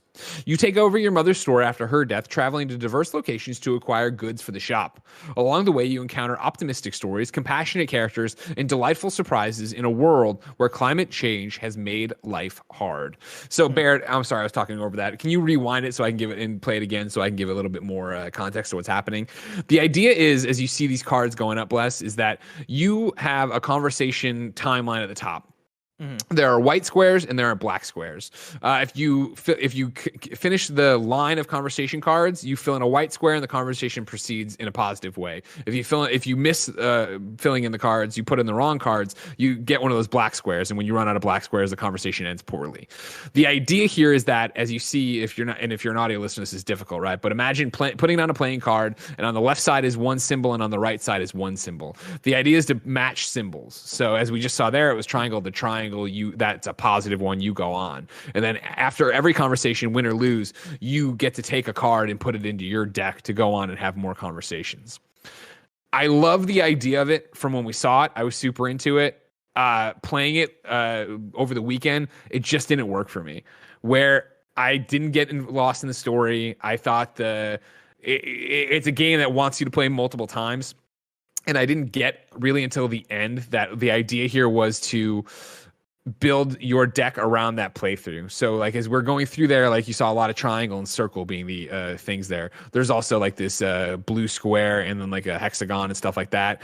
Like very early on, I think it's going to be that you need to make the choice that if you want to go after the blue symbols, you need to start building your blue deck. I was hoping playing through it, I would get another line of cards. I was hoping when I finished my first playthrough of it, it would give me additional card slots so I could build a bigger deck. Because as you play through the game, you're on this journey, right? As it talks about, you're, going out from your hometown where your mom's shop is being run by you and your best friend now. You're to go out there, complete conversations and get requested items for people, which then allow you to bring objects back to your shop to put them in the shop so people can buy and you can keep going that way. As you play longer and longer, time goes by, you get fatigue, you get tired, so you get fatigue cards inserted into your deck that you can't play. Like you put them out and they don't connect with anything, so you mess up the conversations.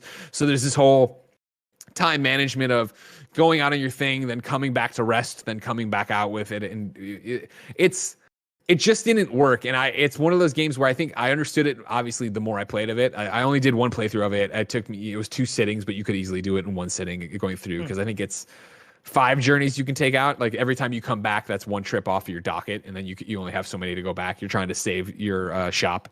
But I'm not enticed to play it again. Like, you know what I mean? Like, I feel like there's games we talk about here. Of course, this is just a preview. It's out this week. You can decide for yourself of, oh man, it didn't connect till the end and I'm excited to go back and yada, yada, yada. Like the presentation, the characters, and the overall plot just weren't working for me. On top of the mechanics being like too limited. Like there's a whole bunch of different cards in there that do different things. Like, you can play one card and it'll redeal your hand. You can play different cards to, go back into the timeline and insert them in certain spots. Like there's a whole bunch of cool ideas, but I just felt the deck size was too limited for me to actually make use out of them. And I don't think the story is interesting enough that I want to go back and actually investigate it on my own. So it was a bummer because I thought it looked really cool.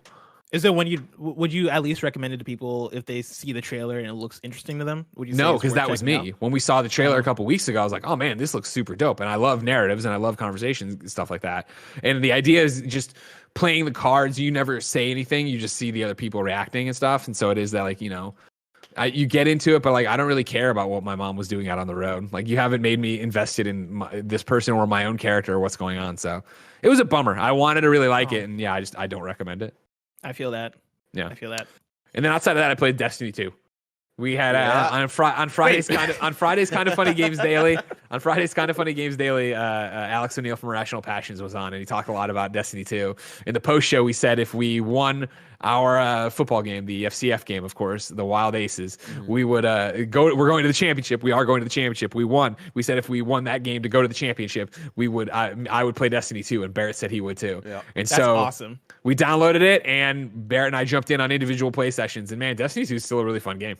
Yeah, and it's I was not prepared because like I don't think Alex prepared us enough for this. Where I jumped in, and then like I did like it drops you into the first mission of like the most recent expansion, and so I was like, okay, I'm on this moon planet, I'm saving this dude who's losing an arm, and then I go up to talk to him, and it's like, all right, you gotta pay $40. I was like, man, I didn't know like if I didn't know this was going to be an investment of like of time sink in here. So yeah, I did the same thing. Everybody was like, oh man, Forsaken's so great, you should do that. I'm like, all right, and I started Forsaken, and it's like, holy shit, this is good. Yeah, like really great cutscenes. Cade right is out there, and it was like, this is fun. His storyline's awesome. I want to go catch these. And then I went to get the quest, and it's like, all right, cool, pay us $30 or whatever, $25. So I was like, oh man, I don't know. Fortnite new season drops on Tuesday, and Avengers this week. Maybe later. Yeah, see you later. I was playing with Jacob Bryant joined my fire team for like a little bit, and I was like, yeah, I gotta pay for this thing. He's like, yeah, like that's it.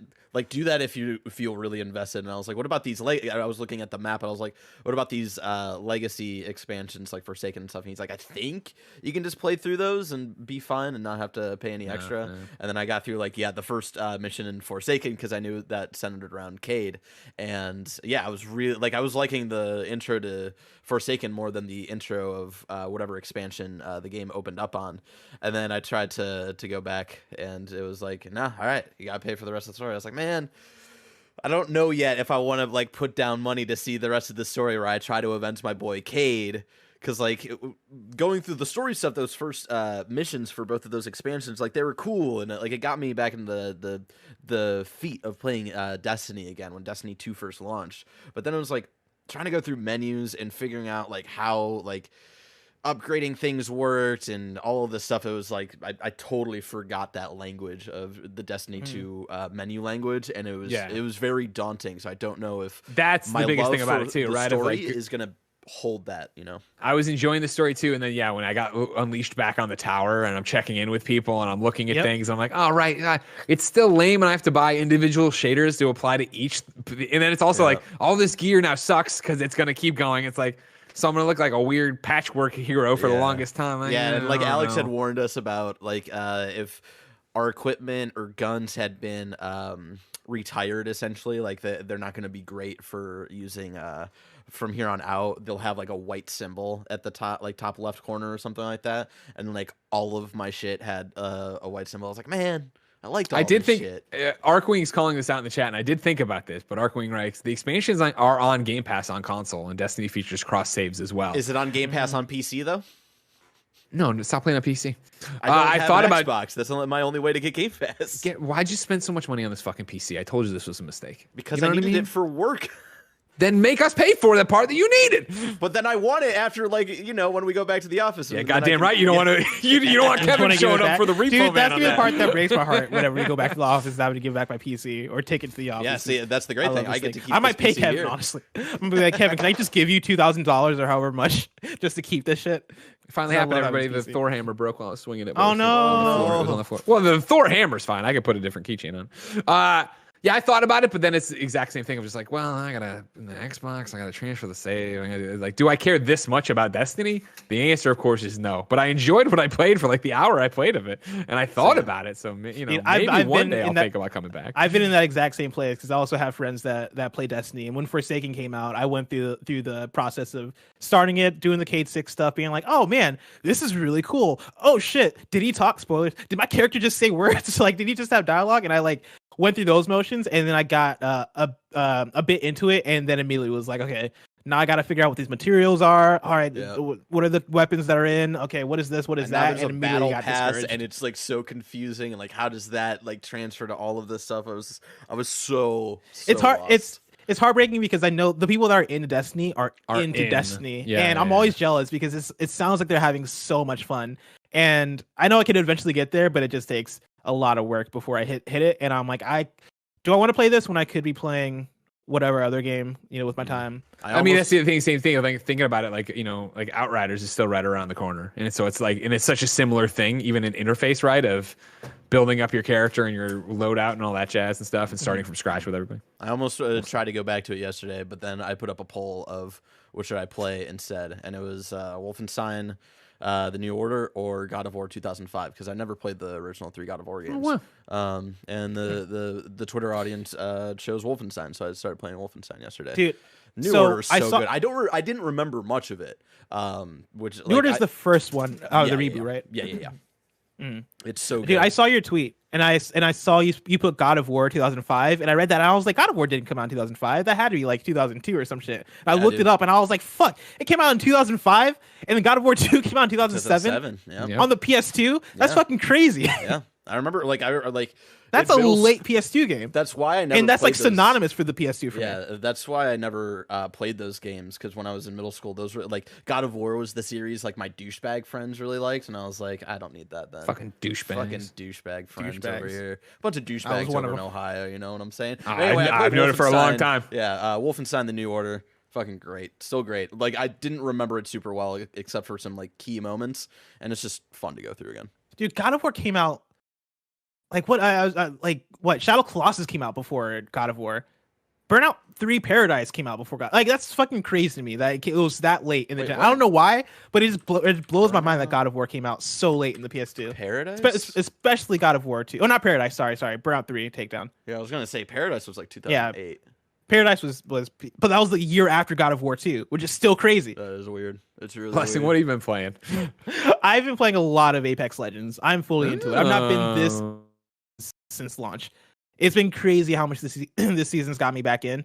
There's a limited time event mode going on right now called the Chaos Theory. Well, the limited time event is called Chaos Theory Collection. The limited time mode I've been playing is called Ring Theory.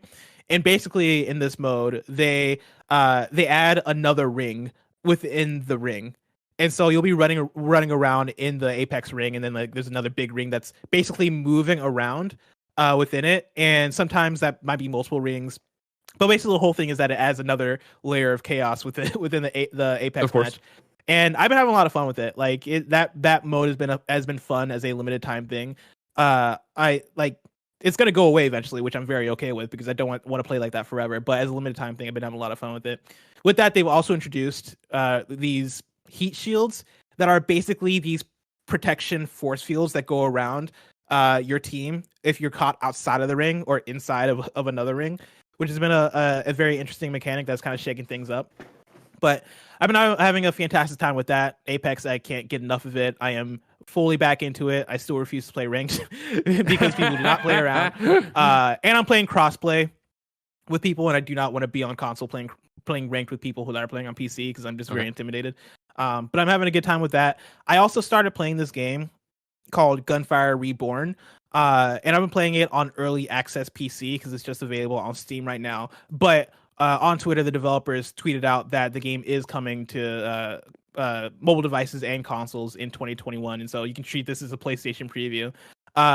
Gunfire Reborn is basically this first-person shooter, roguelite, RPG. Barrett has the trailer playing right now if you want to take a look. Where you go through, you can play a co-op with up to 4 people. And you go through these different stages, and it's a roguelite. And so think like Hades or think like Dead Cells, where you're going through, you're upgrading your character as you go through, and you're taking out different enemies via these weapons that I think are very much akin to Borderlands-y type weapons. Like they have an aspect of procedural generation. There are different elements that they can have. Different types of weapons. You can have a bow and arrow. You can have a sniper. You can have a submachine gun. All these different type of shit. Crossbows. They have a lot of different shit going on with the weapons. They're all really cool. But you basically go through room by room and take out enemies and fight bosses. And I was surprised by the amount of fun that I had with this game. It came out of nowhere for me. It was a friend that hit me up and was like, "Hey, we should play this." And I was like, "Okay, cool, let's do it." And it was a great time. Like it felt like a mix of Borderlands and Hades and even like some Overwatch thrown in there. I was surprised by how much fun it was. Yeah, and so if that do you know when it's coming out to console? No, I think they just said 2021. And so if that sounds like a fun thing to you, I definitely recommend checking it out. It's early access on PC again, or you can just wait for it to come to PlayStation. But I was shocked by how fun it was and how good the shooting was. The shooting was really fun. Also, you have you have abilities like an Overwatch character would, and so if you press on PC, it's E. If you press E, you have like a special ability that you can use. And the character that I was using has an ability where they lock characters in place with like an orb, and it was a really fun thing. And so, fun game, Gunfire Reborn. Check it out if that sounds interesting to you. Excellent.